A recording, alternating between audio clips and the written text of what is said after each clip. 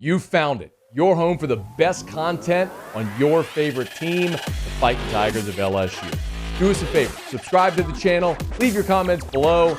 Be sure to smash that like button.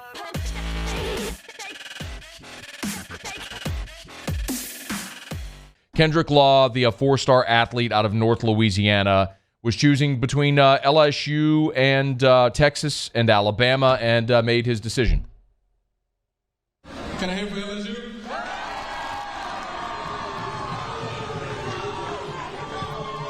What about that Bama?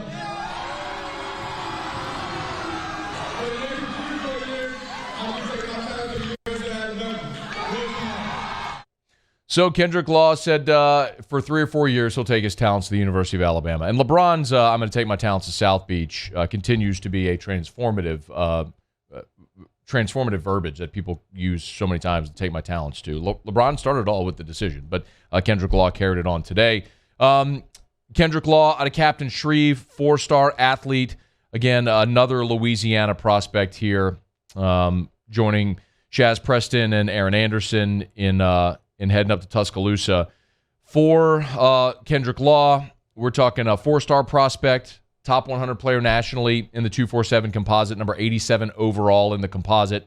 He's the 3rd best athlete in the country, the 6th best player in the state of Louisiana, 5'11", 195, receiver or defensive back. See where he lands ultimately at the college level, but really good player who's, again, a top 100 player in the country and a top 10 player in the state of Louisiana. It's now headed to Tuscaloosa. It stings. There's no question about it. I know we talk about it every year around signing day, so a little perspective on both sides of it. Number one is you're never going to get everybody, right? You're never going to get all the prospects you want to get. You can only sign 25, and there's always going to be players that you want that you don't get. It's the nature of how recruiting works. We have a tendency also, which is I think just our nature, to focus on the players you don't get instead of the players that you do. We focus not as much on getting a 5-star in Walker Howard as we will on losing a guy like Shaz Preston or Kendrick Law. I don't know why that is, what in us innately causes that. Maybe it's the same reason why great athletes talk to Tom Brady, say, man, he'll remember the losses more than he'll remember the Super Bowl wins. That's maybe just the nature of how human beings are wired. I don't know. But there's a very obvious truth that is crystallizing right now that LSU has got to get its hands around, because it will continue to negatively affect this program. Brian Kelly said when he took this job, going to take care of home base first. You got to. Nick Saban, when he came here 20 years ago, talked about putting the fence around the state. And he's right. There's more you all know this. There's more talent per capita in Louisiana that goes to major college level or the NFL than any other state in the country per capita, right? You can recruit within the borders of Louisiana and put together a team that can win a national championship. Look at LSU's championship teams. If you're talking about Michael Clayton or Marcus Spears or Justin Vincent, the late Marquise Hill, Jacob Hester, Early Doucette, Glenn Dorsey, guys like Tyrann Mathieu, all the way up through Jamar Chase and Justin Jefferson and Patrick Queen. You know the drill. You can win recruiting the state of Louisiana. But you got to lock down the state of Louisiana. And yes, there is a coaching change right now happening that undeniably causes instability that's gonna cause you to lose some guys. We've talked about this. Since Ed Ogeron was fired, as much as we've talked about signing day and signing classes, it is undeniable and unavoidable. Every program, no matter how historically great your program is or who the coach is that you're losing or gaining, every program, when there's a coaching change, loses recruits. Every one of them, always, forever. It happens. So it's not a surprise that LSU is going to lose some guys. And I do think we should celebrate what Brian Kelly has done in a relatively short amount of time, because I want to provide this context. Signing the 14 that he already has, getting Miles Frazier on board in such short order, the FIU transfer, and still with spots to go to build up this class, there's no doubt that what they have done in a short amount of time is very impressive. The flip side of it is LSU has got to get a hold of the NIL culture right now because they are losing and losing badly. I cannot be any more direct with that. The way that the rules are set up is that NIL enticements cannot be used in recruiting. We all know that's bogus, okay? We all know. Sure, a coach can't say to a player, hey, we're going to give you $300,000 in NIL money. Not supposed to anyway. But let's all understand how this is working.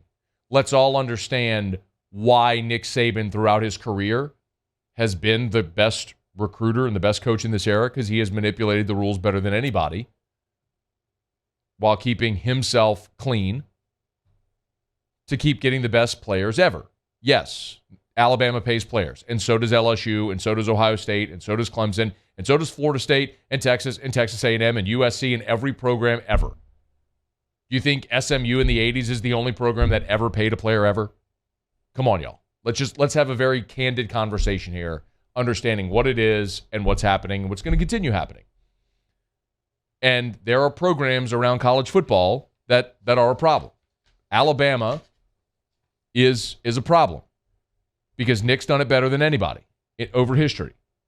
And his assistants that have learned from Nick how to do it well, they're having success also. Jimbo Fisher, he learned. Kirby Smart, he learned. I hate to tell y'all this, but Billy Napier's in that number as well, and now he's at Florida, and he's going to be a problem and get kids too. And NIL has opened up that opportunity to legitimize this even more and to be used as a tool in recruiting. Y'all ain't stupid. Come on, man. I have these conversations with coaches that are told what their NIL budget is while they're recruiting. That's being actually informally told to coaches when they're taking jobs, how much they can spend in NIL money. I'll give you an example. I know we started here talking about Kendrick Law in Alabama, but you know Max Johnson just left LSU for Texas A&M. His brother Jake Johnson committed there. Max, earlier today on his social media, made it official, posting a picture of him, an edit in his A&M uniform. Do y'all realize, and this is why I always tell you about Texas A&M and why they're a problem. You can laugh at Jimbo all you want, all the money he made, all the A&M resources going 8-4, and that's true. They are. But the reason that I continue to talk about A&M is they're a program that has the resources that, if they ever figure it out, are dangerous. Jimbo Fisher just signed the #1 recruiting class in the country. You want to know a big part of that? Because Texas A&M has more billionaires than anybody among their alumni. They know how to spend the money. Don't get it twisted, y'all. Le'Veon Moss from Baton Rouge at Estruma. Why do you think he's in College Station? Oh, nobody's going to talk about it. Nobody's going to call me to the carpet on that because they don't want anybody talking about it. Jacoby Matthews at Ponchatoula. 5-star. Louisiana kid. You'd love to see him in Baton Rouge. Was committed to LSU. Goes to an elite camp. Decommits from LSU. Now all of a sudden he's considering Alabama and Texas A&M. Why do you think that is?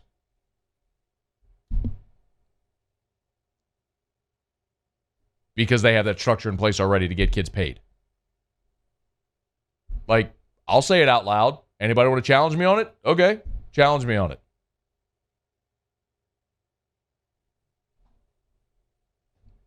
It's how this is happening right now. And LSU's falling very far behind. And it's going to keep happening more and more and more if they don't get this together. I want to reiterate where we started. I think Brian Kelly and the staff he's put together in a very turbulent time has done a remarkable job. But some of the guys that you have in this class were going to LSU no matter what. Walker Howard was going to LSU. Will Campbell was going to LSU no matter what. I think they did a great job satisfying Ty G. Hill to keep him in the class. Emory Jones to keep him in the class. But the guys that you offered late, Landon Ibieta, Jordan Allen. You give those kids an LSU offer, they were always coming to LSU, you give them the offer. The tricky part is, what do you do with the kids that would love to go to LSU but aren't going to pass on a gigantic NIL deal from an out-of-state school? And the worst part of it is when it's Alabama and when it's Texas A&M. And when it's soon to be Florida. We talk about A&M, y'all. A&M, I've told you this, they have a $13.5 billion endowment. It's like Harvard, Princeton, Yale, Stanford, Texas A&M. I mean, it's Ivy League schools and then A&M. Do you realize that, you may not know this, do you realize that Texas A&M, there are more A&M alums that are CEOs of Fortune 500 and Fortune 100 companies than any other school in the country? Did you know that? A&M alums, there are more A&M alums that are the CEOs of Fortune 500 and Fortune 100 companies than any other school in the country.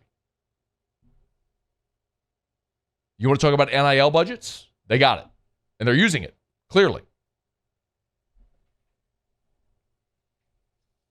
I don't know what LSU's going to do, but they better get their stuff together because you're going to keep missing on kids like Le'Veon Moss, like Kendrick Law, like Shaz Preston. There's no reason for Shaz Preston to be at Alabama right now.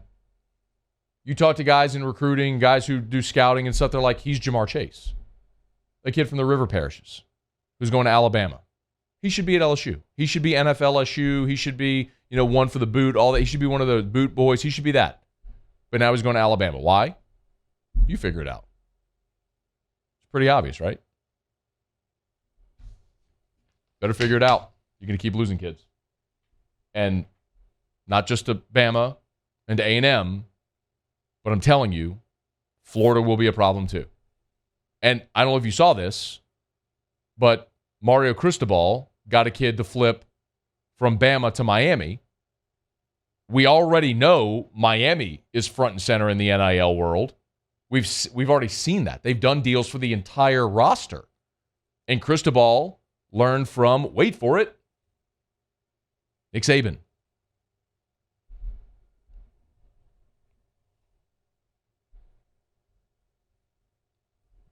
You can put all the billboards you want in Times Square saying NIL, LSU, and all that stuff you want.